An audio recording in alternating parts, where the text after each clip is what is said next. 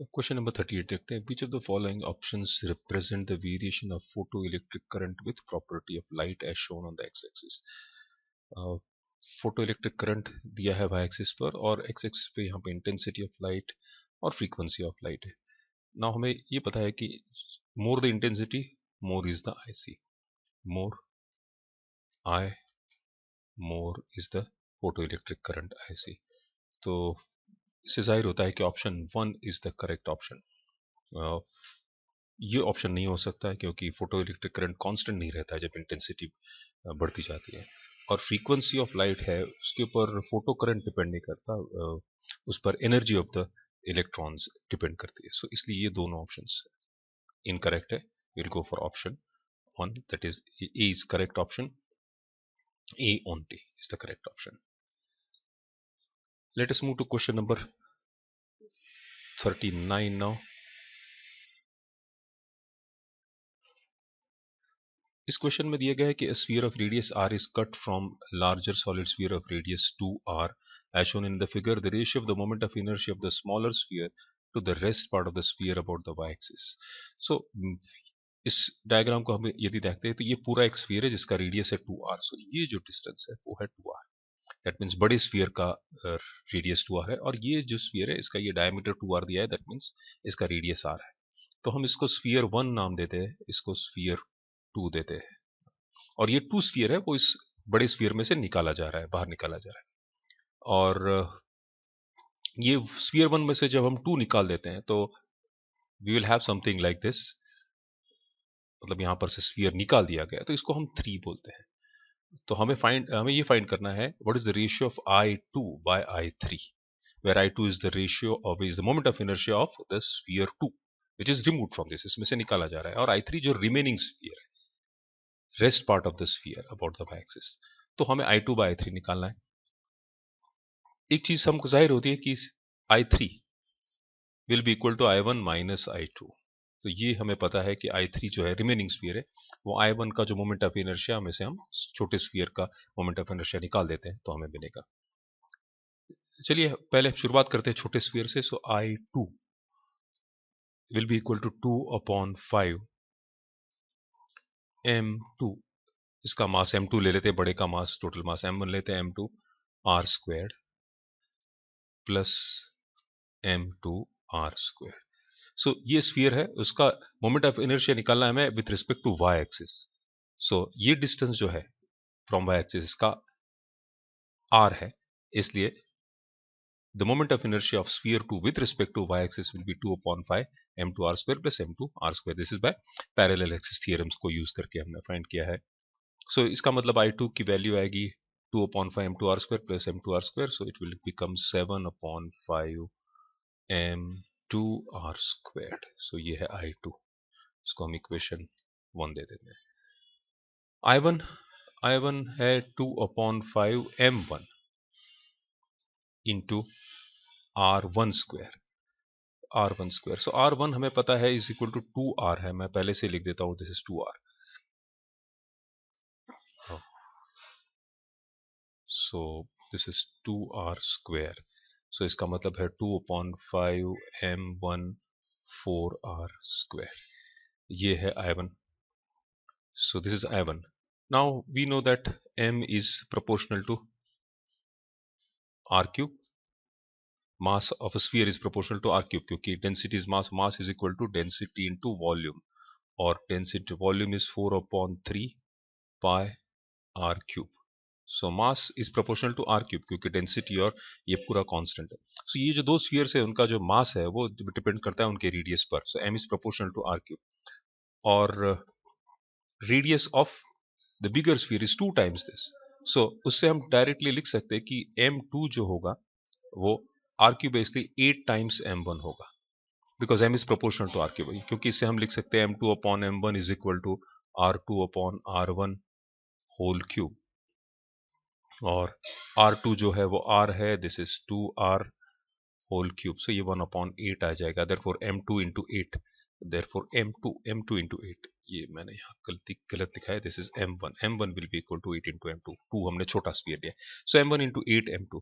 सो इस कारण हम लिख सकते हैं कि I1 is equal to 2/5 into ये m1 है, m1 is 8m2 into 4r²। सो ये इक्वेशन हो गया I1 के लिए। I2 का इक्वेशन हमें पता है, अब हम I3 निकाल सकते हैं और बाद में रेशियो ले सकते हैं। सो I3 की वैल्यू क्या होगी? I3 will be I1 minus I2 is equal to 2/5m2r² into 8 into 4 minus I2 is 7/5m2r²। तो इसको हम यदि सॉल्व करेंगे, I3 की वैल्यू आएगी, तो ये आएगी वैल्यू m2r² इंटू 57/5। सो ये I3 हो गया। अब हम फाइनल जो रेशियो हमें फाइंड करना है I2/I3 वो ले लेते हैं। सो I2 इज 7/5m2r² और I3 है 57/5m2r²। इसको सॉल्व करेंगे, m2r कट 5 कट हो जाएगा 7/57। So we will choose option number 3। Question number 40 की तरफ बढ़ते हैं। अ फुल वेव रेक्टिफायर, ये रेक्टिफिकेशन के ऊपर क्वेश्चन है, फॉरवर्ड और रिवर्स बायस के ऊपर। Full wave rectifier circuit with diodes D1 and D2, ये दो डायोड्स दिए गए D1 and D2 are shown in the figure. Input voltage is V in का फॉर्मूला दिया गया है and t equal to 15 millisecond के ऊपर हमें फाइंड आउट करना है कि कौन सा फॉरवर्ड बायस्ड है और कौन सा रिवर्स बायस्ड है। t इज 15 मिली सेकेंड दिया गया है, is equal to 0.015 seconds. V in की वैल्यू है 220 sine of 100 pi t। So 220 into sine of 100 pi into t 15/1000 लेते हैं, तो ये हो जाएगा 220 साइन ऑफ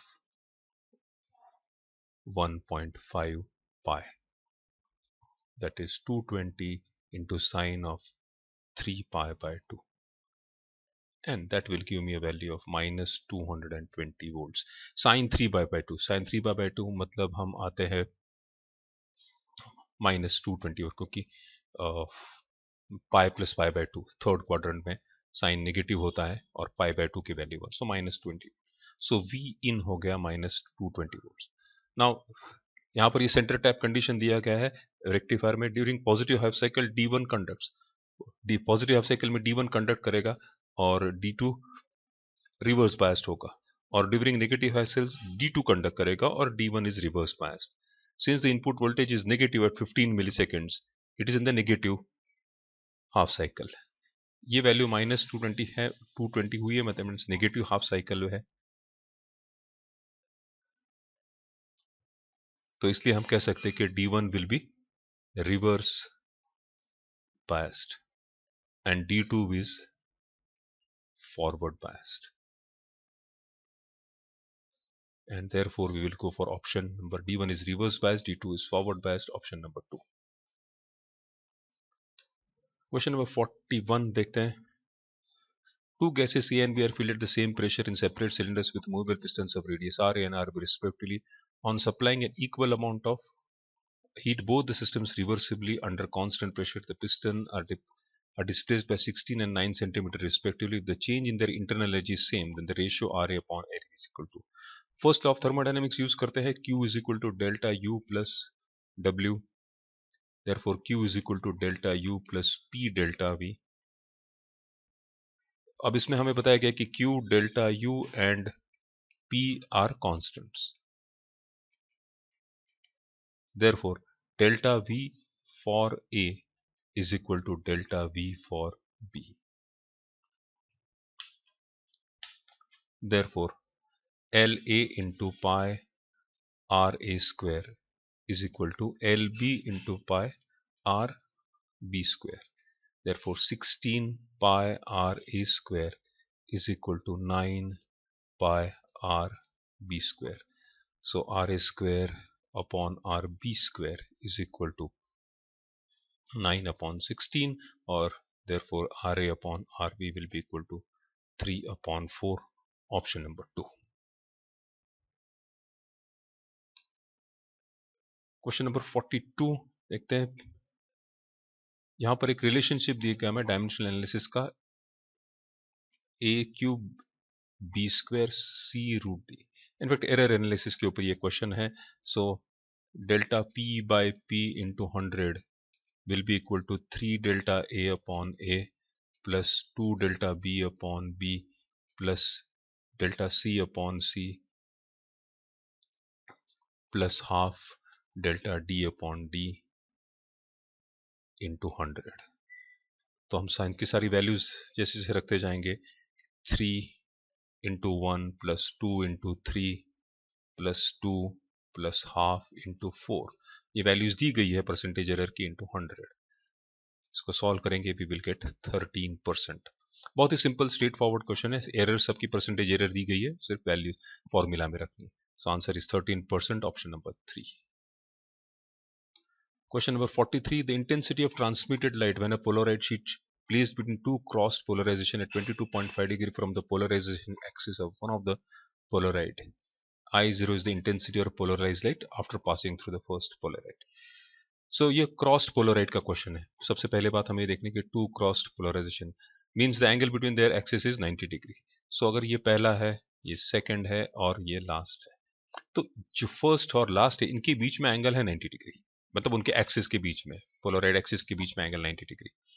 और यहाँ पर है IO, और ये जो बीच में पोलराइड रखा है उसका एंगल है 22.5 डिग्री.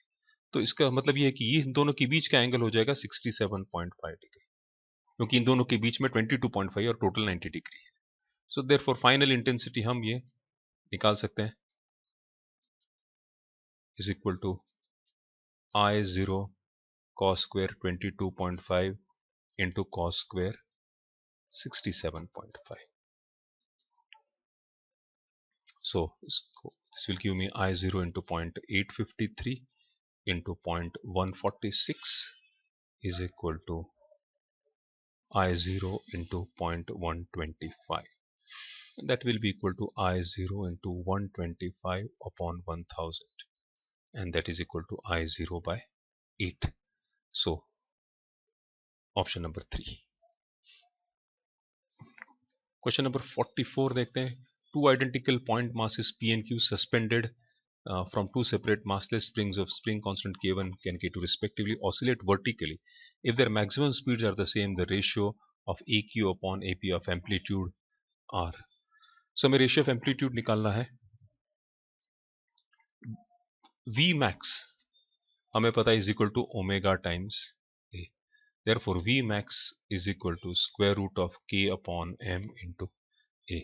V max सेम है दोनों का, ये बताया गया. सो हम ये लिख सकते हैं कि square root of K1 upon M1 into AP, इसको KP भी लिख सकते थे, MP भी लिख सकते थे, मैंने A1 लिया हुआ, is equal to square root of K2 M2 into AQ. M1 M2 दोनों का सेम है, two identical point masses, M1 M2 same है. So square root of K1 into AP is equal to square root of K2 into AQ. Therefore AQ upon AP is equal to square root of K1 by K2, which is option number 4. So ये 44th question है. Last question की तरफ बढ़ते हैं. 45. A pipe open at both ends has fundamental frequency F. The pipe is now dipped vertically in water drum to half of its length. The fundamental frequency of the air column is now equal to. Open pipe में हमें पता है कि N1 fundamental frequency V upon 2L होती है, velocity of wave in air upon L. Therefore इसे F is equal to V upon T2L, क्योंकि यहाँ पर फ्रीक्वेंसी F दी गई है. सो N1 की जगह F लिया है हमने. क्लोज पाइप, जब इसको पानी में डालेंगे dipped vertically, so close pipe बन जाएगा. और क्लोज पाइप के लिए हमें पता है N1 मतलब फंडामेंटल फ्रीक्वेंसी, ये N1, ये ओपन पाइप के लिए थी, ये क्लोज पाइप के लिए N1 is V upon 4L. Also L becomes half, so ये जो ओरिजिनल L था उससे हाफ होगा. सो इसका जो N1 है इसको हम L बाय 2 कर देंगे for this particular case. So N1 is equal to V upon 4L into 2.